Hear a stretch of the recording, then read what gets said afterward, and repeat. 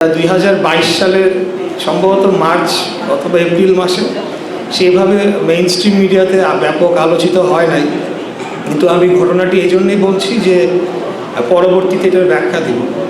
তো আমরা একটা দলীয় অনুষ্ঠানে যোগ দেওয়ার জন্যে নোয়াখালীতে যাই বা ঢাকা থেকে, এবং সেখানে আমাদেরকে পথিমধ্যে ছাত্রলীগ এবং পুলিশ বাধা দেয়। সম্ভবত সোনাইমুড়ি থানা ছিল, সোনাইমুড়ি থানা। সেখানে আমাদের সাথে আপনাদের নোয়াখালী জেলার সাবেক মন্ত্রী, সামনে সংসদ ক্যান্ডিডেট আমাদের জনাব বরকতুল্লাহ মুল্লুক সাহেব, ওনার ছেলেও আমাদের সাথে উপস্থিত ছিলেন, আক্রান্ত ছিল, আরও অনেকে ছিলেন।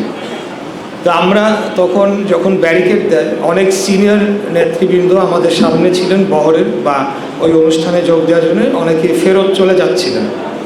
তো সেই সময় আমরা একটা তাৎক্ষণিক সিদ্ধান্ত নিই যে আমরা এটা প্রতিরোধ করব, আমরা যাব।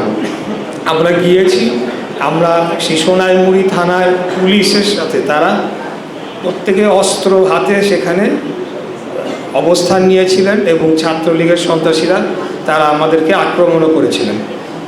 কিন্তু আমরা যখন অগ্রসর হই, একটা পর্যায়ে গিয়ে শুধু আমাদের যারা ছাত্রদলের বা আমাদের সংগঠনের নেতাকর্মী না, আশেপাশের গ্রামবাসীরাও নেমে চলে আসে এবং সেখানে থানার সামনে তাদের মোটর সাইকেল পুড়িয়ে দেওয়া দিয়ে ভাঙচুর হয় এবং আমরা অগ্রসর হই এবং শেষ মুহূর্তে আমরা প্রোগ্রামটিতে যাই।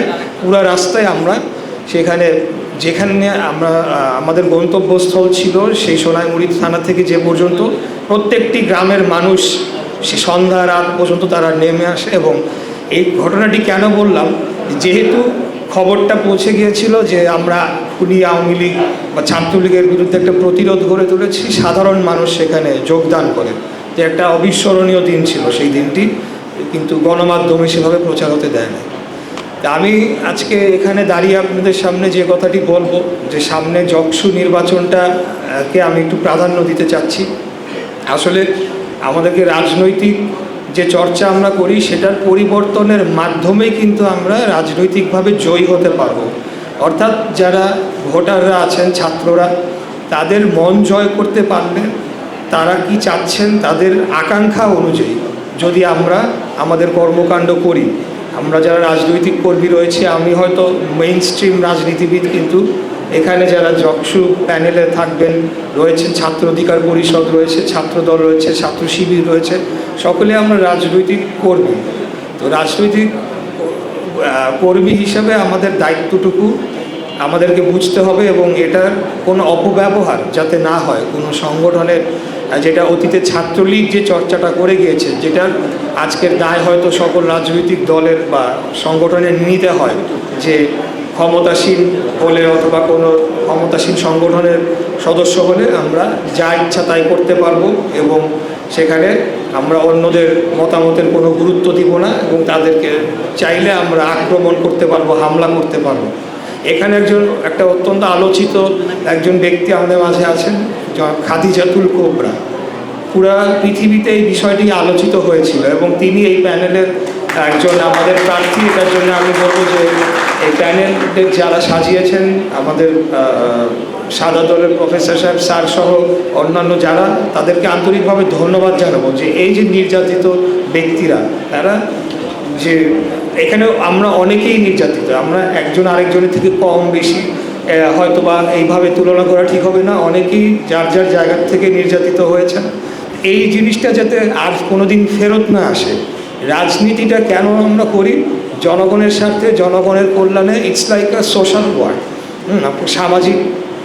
আমরা একটা ফিলান্থ্রপির মতো করে যদি আমরা দেখতে পারি এবং এটাকে যাতে অপচর্চা যেগুলো হয় সেটাকে আমাদেরকে আগামী দিনে যদি আমরা রোধ করতে পারি, তাহলে সাধারণ যারা ছাত্ররা রয়েছে তাদের সমর্থন আপনারা গেইন করতে পারবেন বলে আমি মনে করি। এবং আমি বিশ্বাস করি যে এই প্যানেলটা আগামী দিনে জয়ী হয়ে আসতে পারলে ভালো কিছু অবশ্যই করবে।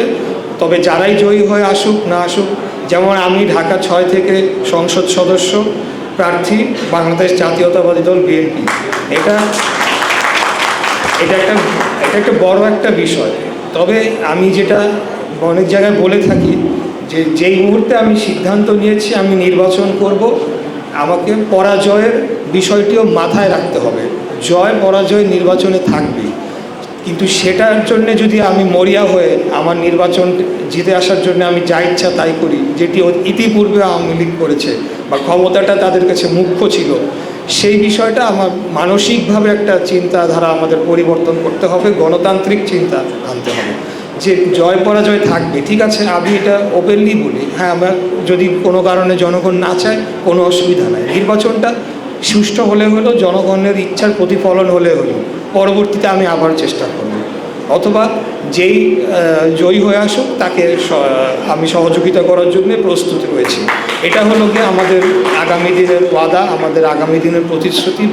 বাংলাদেশ জাতীয়তাবাদী দল গণতন্ত্র বিকশিত হোক, জনগণের ক্ষমতায়নে আগামীতে রাষ্ট্র পরিচালিত হোক, সেটাই আমরা কামনা করি। সেখানে আমরা কোনো সময় ক্ষমতার জন্য রাজনীতি করি না। বাংলাদেশ জাতীয়তাবাদী দল কোনো সময় ক্ষমতার জন্য রাজনীতি করে।